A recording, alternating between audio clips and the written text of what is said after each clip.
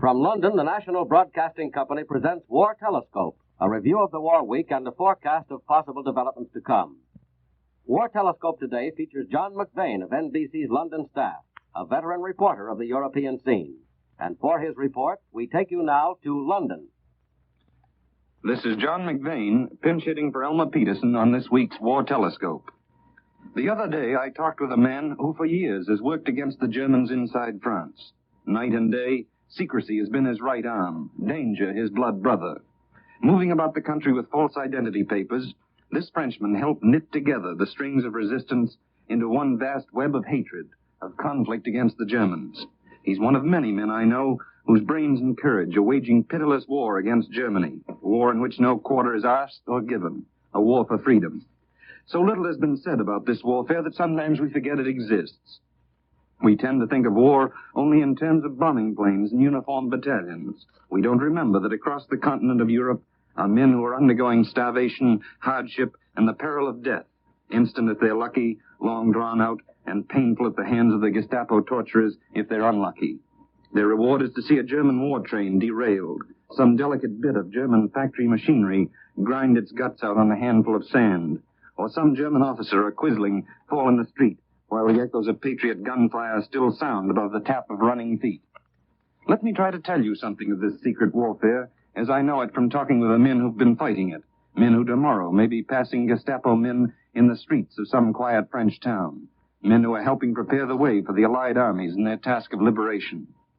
I can tell you something of what they write in the papers, printed secretly and as secretly passed from hand to hand, something of their ideas in the future, their ways of thinking, their hopes and fears. Americans, still living fairly comfortable lives, can't hope to understand fully the depths of despair, the strength of hope, and the fierce single-mindedness that motivates these saboteurs, these thousands of men of the Marquis who in part of France are carrying on open warfare with the Germans. Even the British can't comprehend how the foul pestilence of German occupation has governed the thought of the whole of Europe. What we can do is to give these men our help, our full sympathy, and an attempt at realizing how much they have done and are doing to win this war. First, they're giving up their homes and risking their lives for an ideal, even more than soldiers in uniform. To them, this is a political war. Either you help the Germans or you're against the Germans. That's the essential political aspect of the war. On that basis, life appears in blacks and whites. There are few grays. The socialist, the communist, the monarchist is judged only by his enmity to the Germans. The Darlons, the Lavals, the Pétains, and the Puchers, men who in peacetime party and program would be widely separated, are lumped together now as equals. They help the Germans, they must pay the penalty. On the side of the patriots, there is wide agreement. Conservative right-wingers who've given up home and fortune to devote themselves to freeing their country think like and work with the men of the left, the disinherited who have only their chains to lose. After the war, there'll be a return to party politics. Men are bound to disagree on the best road into the future. But for the time being, the union of effort is complete. It may be that never again will the gulf between right and left become so dangerously deep as in pre-war France. Men who've shared such dangers together can never again look on one another entirely as strangers. The great gulf will lie between those in France who actively helped the Germans and those who took the straighter path. There'll be little patience with the big industrialists who made money out of the German occupation, or the little functionaries who helped organize and staff the Vichy puppet state that worked for Germany. The Frenchman I was talking with the other day said the saboteurs may frighten those who look on the people as a dangerous and turbulent animal. The rest of us need not worry. Europe will purge itself of its traitors, and we may find new ideas, new methods, spread like wildfire across the continent. But the result should be a healthier and saner Europe in the world framework. The spirit of no compromise with the Germans or their French henchmen is a strong one. You've heard that the resistance groups are demanding the punishment of Monsieur Pucher, former Minister of the Interior under Pétain and now a prisoner in North Africa. If you were to read the underground papers smuggled out of France, you'd realize that most of them demand that Pucher answer for his misdeeds. One paper, La Vie Ouvrière, says, for example, on October 22nd, 1941, at Chateaubriand, 27 hostages were assassinated by the Boche. The list was drawn up by Pucher.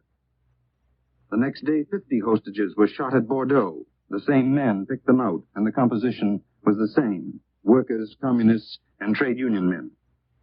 Toward the Germans, the attitude of the French resistance is no less clear. The hatred that Germany has brought to most of Europe is a lasting and bitter feeling. The shooting of hostages, the imprisonment of so many French men and women, and the forced labor inside Germany are seeds that will reap death for the Germans in the end. The French underground press passes around reports of the treatment Germany has meted out to Frenchmen. For instance, in the secret paper Liberation, you can read an account of the German camp of slow execution at Auschwitz in Upper Silesia, where 10,000 French men and women are waiting for death. Living on only a little soup and bread, says Liberation, the French are being used in construction work 14 hours a day. 3 toilets must do for 1,500 internees. Clothing can never be changed. Prisoners living in foul conditions have lost from 40 to 50 pounds apiece. Among the women are 26 widows of French hostages shot for the Germans. Knowledge of these things bites deep into the French soul and strengthens the men who strike silently at night against the German grip on France.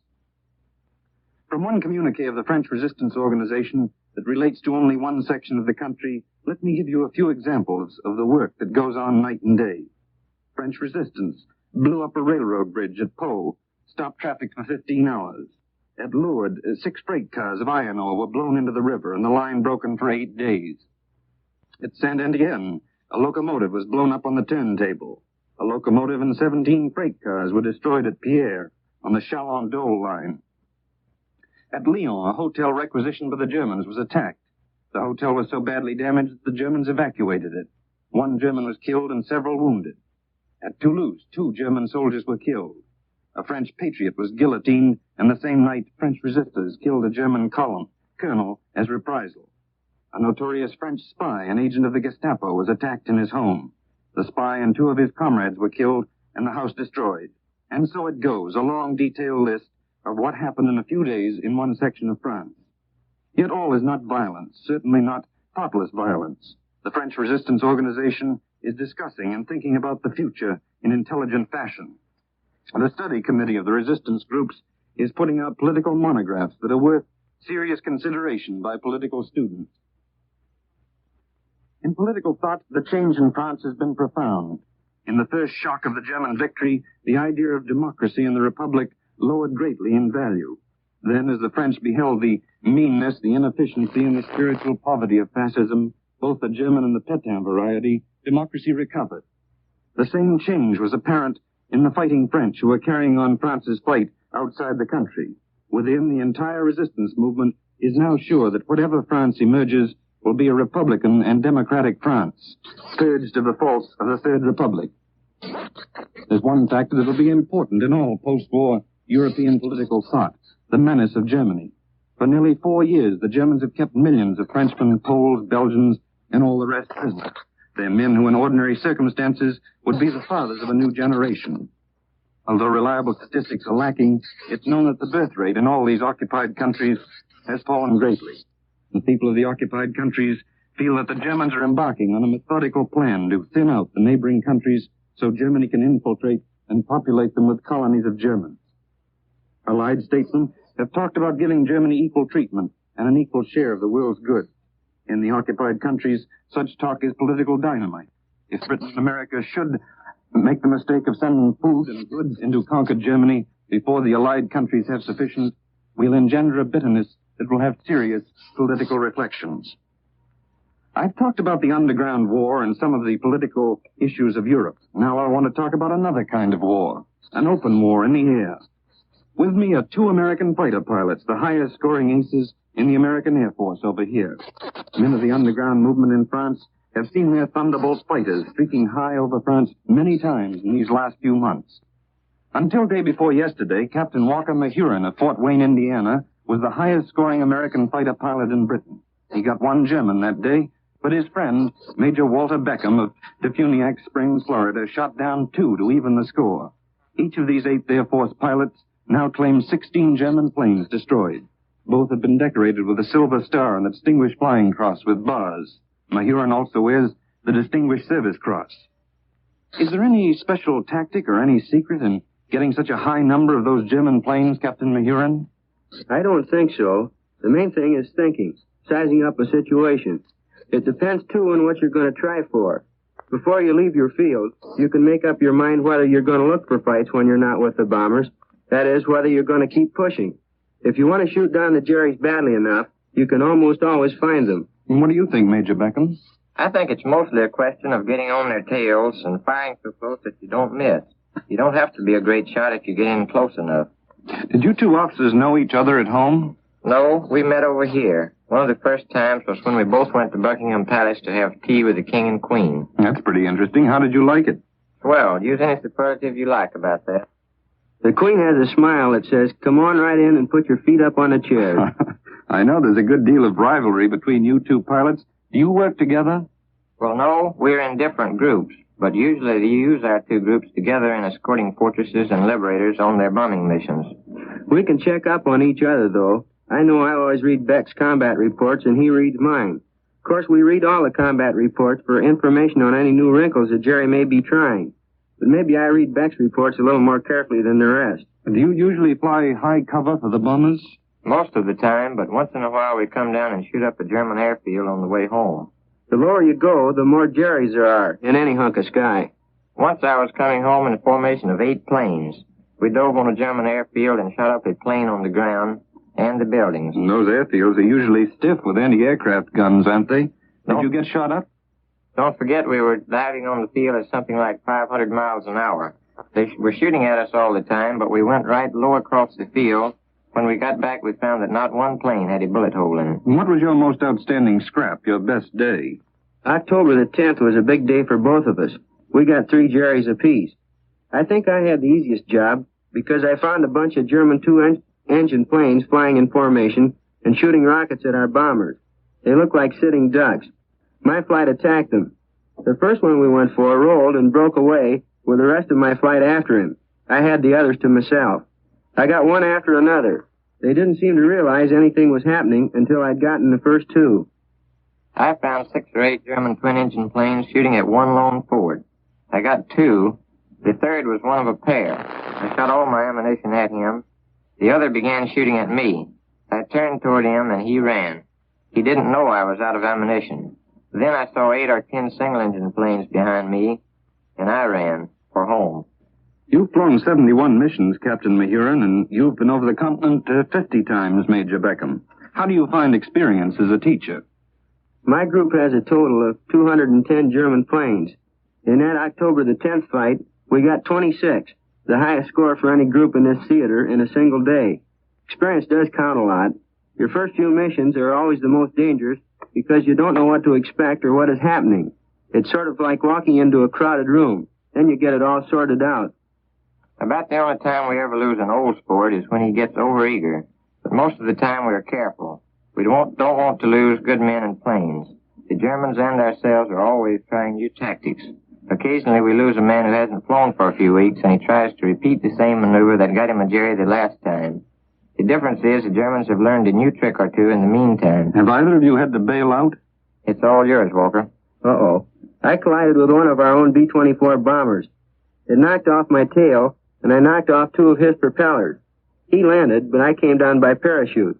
I saw the crew a week later. They thought it was very funny. It doesn't sound so funny to me, but you never can tell about a sense of humor. Anyway, thank you, Major Beckham, and thank you, Captain Mahurin. Good luck to you both, and good hunting. This is John McVane saying goodbye for this week from London. You have been listening to War Telescope, a report on the war as seen from London by John McVane, NBC's veteran observer in the British capital. This program is presented each Saturday at this same time. And here is a bulletin from Moscow. Premier Joseph Stalin announced tonight, in an order of the day, that the Russians have captured the Polish cities of Lutsk and Rovno. The Germans admitted their fall on Thursday. This is the National Broadcasting Company. From London, the National Broadcasting Company presents War Telescope, a review of the war week and a forecast of possible developments to come.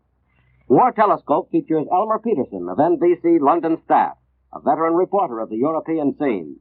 For his regular Saturday report, we take you now to London. This is Elmer Peterson in London. There was a time here in Britain when people had only the one aim of turning this country into a fortress.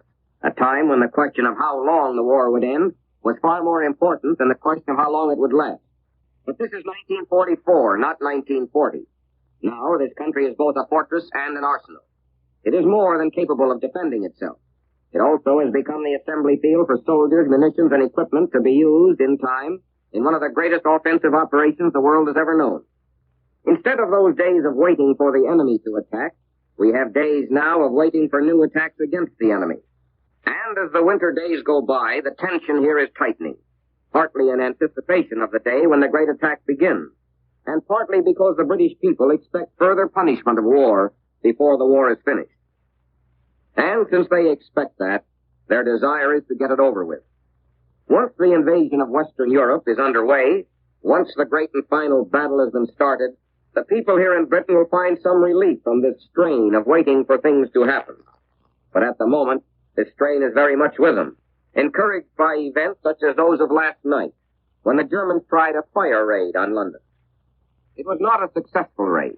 It was a spectacular raid, with flares and searchlights and sprays of rocket shells going up, with the enemy dropping a considerable number of incendiary bombs, with a sky festooned with ribbons of light, with your ears deafened at times by the continuous reverberating thunder of London's great anti-aircraft guns. What fires were started were brought under control quickly.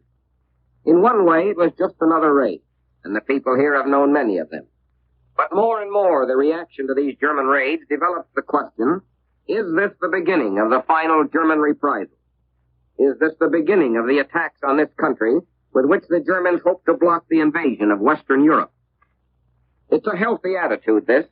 It reflects the basically realistic attitude which the British people still retain towards the war, when all is said and done. We have had our periods of over-optimism here in Britain, our periods of believing that victory was just around the corner. We have had our predictions that the end was not far off. But few, if any, Britons have ever thought that final victory would be achieved without further penalty upon this country. Britain has become a fortress, it's true.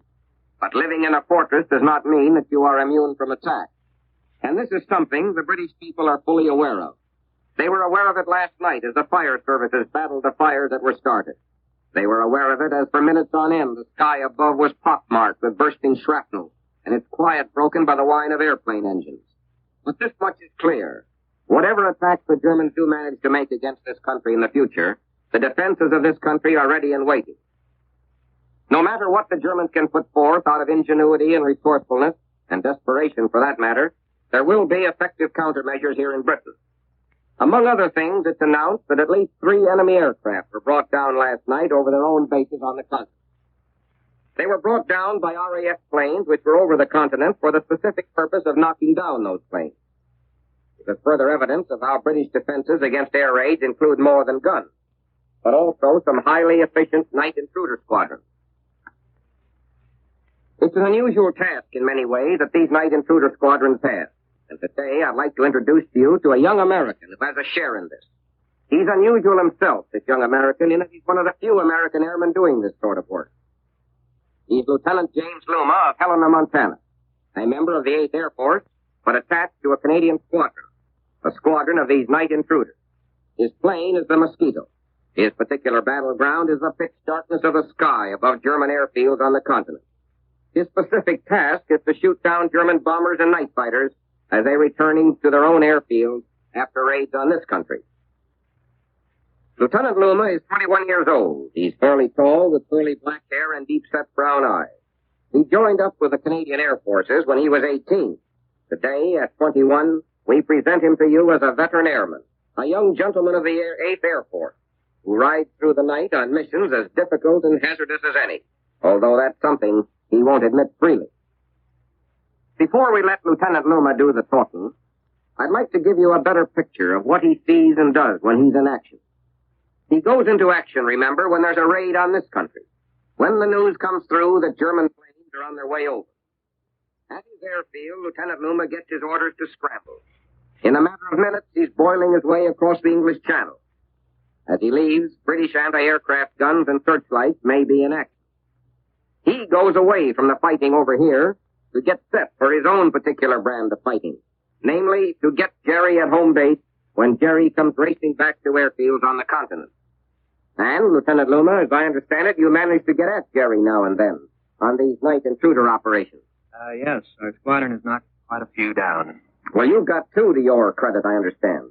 Yes, we got them both over enemy territory. My navigator and myself, that is. Well, to me, Lieutenant, this job of flying at night in a plane as powerful and fast as the Mosquito must provide some strange sensations. Yeah, it does. It's a highly concentrated sort of work. That is, there's lots to do in flying and trying to find enemy planes in the dark. The sky is an awfully big place to go looking around at night. It's easy enough at times to find the airfields where the German planes are going to land. They're usually lighted up. Jerry planes try to sneak in, of course, with their lights off. And occasionally a German pilot will think he's safe and turn his lights off. That makes it fairly easy. Well, how can you tell, Lieutenant, when you've hit one of these German planes? Oh, you can tell easily enough. It's like watching a bit of dark shadow explode. Flame's up, and then you see the flame going down. Well, it's like sort of watching someone throw a big torch out of a high window. Afterwards, you can see the flames scattered about on the ground below you, just as though someone had kicked a campfire around. Well, what impression do you get, Lieutenant, of a raid on this country, as you see it from the air? It doesn't seem very real for the most part. And when we go out, we can look up into the night and see ack-ack shells exploding around enemy planes. Make little yellow puffs of color. On the ground, there's a patchwork of little bits of flame. Sort of reminds you of a 4th of July celebration back home. We don't get more than a quick look at anything like that. It's when we happen to find ourselves going over a blacked-out German airfield or a German ack-ack ship that we get our share. Because we're flying fairly low, as a rule, we draw light flak. A lot of it is tracer bullets, which cut all sorts of fascinating patterns. Mostly red, but some green and yellow and white. All of which can cause you trouble, I take it. Yes, unfortunately. If it's behind you, you don't worry much. If it's coming up in front of you, it's bad. If it's coming up in front of you and going down behind you, it's really bad. But on the whole, our particular job is fairly safe. That's what you say. In that connection, Lieutenant, and speaking of these very mild adventures of yours, what would you consider your closest experience in this night intruder work? I think the time we went in at the wrong place on one of our first trips and got over an airfield and plenty of flak. In our efforts to get out, I smashed our compass. And in getting back to home, we ran over another airfield and got some more of the same. We were really glad to get home that time. I don't blame you. Well, now, you must work fairly fast in getting off the ground when you start off on these night intruder operations. Yeah, we have to figure a course out and get off our own airfield in a very short time. Well, it's a very effective work you're doing, Lieutenant. It does have its psychological effect on the Luftwaffe. Isn't that true? Yes, that is true. One reason the Jerry pilots are in a hurry to get back to their own fields is that they want to get to those fields before we do. Well, that's a brief picture of what Lieutenant James Luma of Helena, Montana, is doing over here. Good luck to you, Lieutenant, and to the other members of your Canadian squadron. There's no question, after all, but we can expect more raids on this country, and we know you'll be doing your part against them. One explanation, of course, of a raid such as we had last night here in Britain is the German desire for propaganda material for their own people. In their determined effort to prolong the war, the Nazis must do everything they can to hold the confidence of the German people. And in this respect, it's obvious that the Allied air offensive against Germany is worrying the Nazis more than the crushing defeats of the German armies in Russia. The best evidence of this so far has been the exaggerated German accounts of recent raids on London, including the claim that in one raid, 750 aircraft attacked London with more than 1,000 tons of high explosive incendiaries. That was a false and deliberate effort to convince the German people that the Luftwaffe is hitting back harder than the RAF and American air forces are striking at Germany. And last night's raids over here are now being played up in the same manner to the German public, with lavish accounts of how tons of bombs were dropped on London and how London burns today. Another view here on this matter is that the Germans may be faking their accounts of raids on this country to test British reaction to new devices and weapons the Germans may be using. Be this as it may, we should be getting more and more evidence here that there is still a lot of fight left in the Germans. They may spring some unpleasant surprises during this war before it's over. We can, writes one London paper today, expect more raids and probably on a larger scale. There is much that can be done to tighten up and still further improve defenses here, and no effort must be spared to render London as impregnable as humanly possible. But there's another side to this. It should be borne in mind that the Germans are by no means going to have a free hand in whatever hopes and plans they have of prolonging this war. What is developing very rapidly now, as one sees the matter here in London, is a situation in which the German High Command is going to be forced to make new and difficult decisions. Decisions such as they never contemplated. Decisions which will complicate their defensive strategy. Up until now, the Germans have had what's known as defensive initiative. They've been able to use their reserves of men and planes and equipment with a certain amount of exactness. They've been able to take their time about making most of their decisions, and they've had time to move their forces here and there around the European fortress. But the pressure of circumstance, both military and political, is now closing in against this German defensive strategy, with Finland and Norway a good example. There's every likelihood the German High Command may soon be forced to make a rush withdrawal of their troops in North Finland and North Norway. In fact, there are reports that the withdrawal from North Finland is already underway. And once these withdrawals start, the German High Command will be involved in an endless chain of decisions. Their problem of balancing their reserves against the weakest points in their defense lines will become more and more difficult. It's a game that the German High Command will play as long as it can. But every month that passes now, the game will become more difficult. And the great and deciding factor in the end is going to be the Allied air offensive against Germany in the months to come. Here in Britain, we may get a better idea of things to come when Prime Minister Churchill makes his war survey at the next sitting of the House of Commons. It's 5 months now since Churchill made his last full-dress speech on the war. He was buoyant and confident at that time. There's no reason to believe he won't be buoyant and confident again, although we can expect some new warnings against unjustified optimism. Among other things, it's to be hoped that Churchill would shed some light on the great and puzzling questions of the Europe of the future. He will undoubtedly be questioned about Russian-Polish relationships, which show signs of improvement. For more and more here in Britain, one grows conscious now of the problems of peace. Not only the question of new frontiers and the immediate requirements of restoring order, but the question of what the people of Europe are going to be like after 4 years and more of German occupation.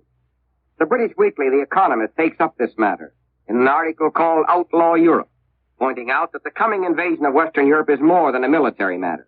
It's also something that will add to the great social and political upheaval in Europe. The Economist doesn't paint a very pretty picture of what we may find in Europe when the fighting is over. What, it asks, have these years of war, the looting, the bombing, the scorched earth policies, the black market, the outlaw bands of underground patriots, what have all these things done to the normal life and the normal values of ordinarily law-abiding people? What about the deep and lasting hatreds that have been given to some people? What about the confusion of ideas as to what people want? What about the radical ideas that have developed? It's something that makes you conscious, after all, of the difference between planning the post-war future here in Britain and America and planning that same future for European countries. Here, plans are going ahead for all sorts of reforms in state medical services, new educational facilities, and the like. And there's great interest here in the newly announced plans for the switchover of America from war to peace. Here, the post-war problems will not be too difficult, after all. But in Europe, as The Economist points out, the problems may be tragic in many ways, largely because the people of Europe, in their desperate struggle for bare survival, have had so little time and energy for political thought or thinking ahead. This is Elmer Peterson in London, saying goodbye on this program until this time next week. You have been listening to War Telescope, a weekly report on the war as seen from London by Elmer Peterson. This is the National Broadcasting Company. From London, the National Broadcasting Company presents War Telescope, a review of the war week and a forecast of possible developments to come. War Telescope features today John McVane of NBC's London staff, a veteran reporter of the European scene. We take you now to London. This is John McVane in London. Last week, I had lunch with the foreign minister of a small European country. He knew Germany and the Germans well. His country had, like so many other countries, been invaded and occupied by the Germans. Now, as the Allied armies prepare to rip the Germans loose from his country, restore liberty to his people, certain topics are preoccupying the mind of this Allied diplomat. He's typical of not only the people of his own country, but the peoples of other European countries. And because there exists what amounts to a European view of these subjects, I thought I'd tell you about them today. To do that, I'll have to go outside my usual sphere and speak briefly of internal American politics. I do so only because America's internal politics have a greater influence on European thought than you would think at first sight. This week, Europeans have been following the reports of the friction between the executive and the legislative branches of the American government. They noted the temporary break between the president and the Democratic Party leader of the Senate, Senator Barkley. These European observers noted the hesitancy of Americans, as reflected in Congress, to face the problem of paying a larger share of war expenses out of current taxation. And it was with something akin to alarm that these Europeans saw both houses override the president's veto. I don't mean they are alarmed at whether Democrats or Republicans win the next election, or whether Americans pay for the war now or 20 years from now. But they are alarmed at the implications of American internal strife. In the first place, conflict between the branches of the American government means that no European country can count with assurance on any fixed American foreign policy. At international conferences or private meetings, the President or State Department representatives can't give representatives of European governments any pledge of American foreign policy in the years to come.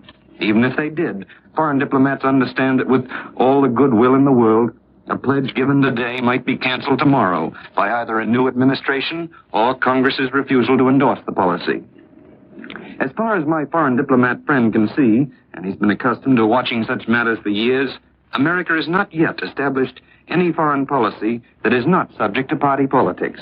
Diplomats of foreign countries see no sign of an American policy that will be endorsed by the majority of Americans today, next month, and 5 years from now. This would not matter so much to the rest of the world if America were only a small power. The point that drives foreign observers to despair is that America is such a great world power that no international arrangement anywhere on the globe would be complete without her.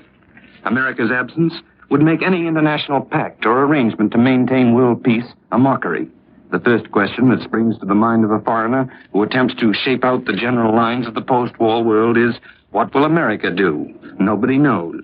To the European mind, America at the present moment is a giant, studiously contemplating its own navel, instead of looking at far horizons and taking its rightful place among world leaders. An American observer over here can attempt to explain the political intricacies that handicap the builders of an American foreign policy. You can say that Americans are not yet used to thinking on world terms, that in spite of the fact that American armies are all over the world and America is committed to playing a vital part in world affairs, Americans still do not realize that a scrap over the price of Kansas wheat or state and federal control of soldiers' votes may have a profound effect on the future of, say, Czechoslovakia or Belgium. All these things are well known to the diplomats of other countries. It's the consequences that worry them, for they see world planning made impossible and the fate of their own countries swayed by the internal conflicts of an America that is not aware and does not seem to want to be aware of its own strength. To the European mind, the only certain thing about American policy is its uncertainty. It is, of course, a historical fact that American political thought has lagged behind and not led actual events. In the last two world conflicts, America has inevitably been forced to enter at a time when she was neither materially nor mentally prepared. In spite of what is undoubtedly the best informed press and radio in the world, and in spite of the fact that some American leaders, headed by the president, understood the issues involved, European statesmen realized that there could be no question of asking America to help stop Hitler. The public opinion was not aware of the danger. Their greatest fear is that what has been twice evident will be for the third time repeated, that after this war, America will be so concerned in her own political affairs that she won't take part in world political planning. And once again, Germany may be able to take advantage of the confusion to build up a new force of aggression. The foreign minister I spoke of referred to Europe's plans for the future. Each plan ends in a big question mark. What will America do? Of what use is it for Europe to talk about food plans, reconstruction plans, when it seems evident that all those plans will have a direct effect on America? For instance, if Europe is to be properly fed after years of starvation, some of the experts here believe that the United States, one of the world's great food-producing regions, may have to establish a rationing scheme comparable with Britain's in order to produce the food to feed, say, the Greeks and the Yugoslavs. European observers ask whether America is prepared to face this question, to face stricter rationing in peace than in war. Without that knowledge, talk of feeding Europe is unreal. Can any American government afford to do this politically, say the Europeans? And if not, European starvation will continue, and the ground lie fallow for the seeds of new wars. Another question that haunts Europe is what kind of international organization will emerge. The foreign minister of the small country explained that, like it or not, all nations are part of the world community. Nobody can stay outside that community unless they go to the length Japan did up to the visit of Admiral Perry in the middle of the 19th century. But, said the statesman, for the city of the world, you must have a fire brigade, some nations of goodwill who will stop the fires from threatening the whole city. He noted that you wouldn't invite a man who was well known as a firebug to become a member of your fire department. In the same way, you wouldn't invite Germany and other habitual aggressor nations to become members of the International Committee whose job will be to stop aggression. The fear of Germany is at the moment the dominant feature of European post-war thinking. Europe is not certain what America and even Britain will decide to do about post-war Germany. You can talk with a Pole who'll tell you he's convinced that traditional British policy has always been to back Russia against Germany and then Germany against Russia. The Pole will tell you he doesn't believe Britain will see Germany completely finished as a European power. You can talk with European statesmen of various nationalities who believe that American capital will be used after this war, as after the last, to build up Germany's war industries. They ask whether the American government is going to control foreign investments, whether American capital will be channeled into building up the devastated areas of Russia and other allied countries, or whether American investors who still have holdings in Germany, despite Hitler's freezing of those assets, won't throw good money after bad and try to make Germany the #1 priority among the areas of reconstruction investment. These doubts about Germany add to European uncertainty. And in European eyes, there's been no definition of American post-war policy that has the support and approval of the American people as a whole. There has been a general satisfaction here that the smaller European nations are to have a chance to discuss and dispute the ideas of the European Advisory Commission, the organ of the three largest powers. Something like a year ago, the impression prevailed that America, Britain, and Russia had decided to try running Europe on a power basis. The idea seemed to be, we're the biggest nation, so we'll decide what's to be done about Europe. There was one reason that the bumbling Darlan policy in North Africa affected so sharply opinion in nations like Norway and Greece. It didn't spring so much from enmity of Darlan as from the feeling that Darlan's position betrayed the ineptitude of big power politics. It seemed to Europeans that we were swinging our weight about in a way that showed complete misunderstanding of European realities and European thought. People from Western Europe will argue with you that although the British and the Russians are less given to making idealistic statements unsupported by fact, they, like America, are still not experts at interpreting European thought. Certainly the thesis could be drawn that Russia and Britain don't understand foreign countries as well as some other nations. In such circumstances, European nations have traditionally used France as a kind of sounding board or meeting point for ideas, where the thought of Romania, for instance, might make sense to Americans, and Argentina's ideas made plain to Moscow. The downfall of France in June 1940 left a gap in international understanding that was greater than the vacancy of a single nation. Just recently, however, the impression has grown that the three major powers are intending to give full value to the opinions of the smaller countries, that they're to be called on to play an important part in the remaking of Europe. These nations will undoubtedly make it plain to the greater powers that the prime necessity in Europe is control of Germany. One diplomat from a smaller country said, America and Russia can afford to make diplomatic mistakes. We can't. When Germany attacks Russia or a country like America, it may mean retreat in a long time before forces can hurl back the invader. But with we smaller countries, a German attack means all but extinction. That's why Europe's smaller nations will insist on a policy to stop Germany from ever getting in a position to start a new aggression. Yet once again they ask, what is America's policy? This week's series of air raids on London have underlined the fact that Germany isn't yet beaten. The attacks were a confession of weakness, for falling German morale had forced the Nazis to use precious planes of their overstrained air force against London instead of keeping them from the second front bridgeheads. But these raids have reminded Londoners that even though we are overwhelming Germany from the air, and that huge forces are being prepared for the European assault, Germany still has more than a kick or two left. The raids are slight, and they'll prevent British overconfidence. And that's a good quality to leave at home when you meet the German armies on the continent. As far as the British experts can determine, the bulk of the Germans still believe that somehow or other Hitler can pull a victory out of the bag. The Germans feel it may be a diplomatic victory. At least they will hang on, and in the opinion of the best-informed Britishers, fight desperately until they realize that they can't defeat the Western allies. It all depends on the second front. A German defeat in the West might cause Germany to crack up quicker than even the continuous Russian victories in the East. As far as anyone here knows, Germany's chances of doing the diplomatic sleight of hand act are very small. But Hitler and the other German leaders may feel that a desperate gamble might pay off. The worsening of the Polish situation may give us a hint of the German plan of action. Against all moderate counsel, the Poles seem to have stiffened against the use of the Curzon Line as a basis for territorial negotiation with Russia. It's also been revealed here that the Polish government's instruction to Polish guerrillas were less plain than at first believed. In other words, there wasn't any plain statement that the Polish underground must cooperate with the Russian army against the Germans. Certainly among some Poles, there's a greater fear of Russia than of Germany. One can't know what will happen as the Red Army moves into Poland, but if the Germans should take advantage of this to support an anti-Russian Polish underground, the consequences would be plain.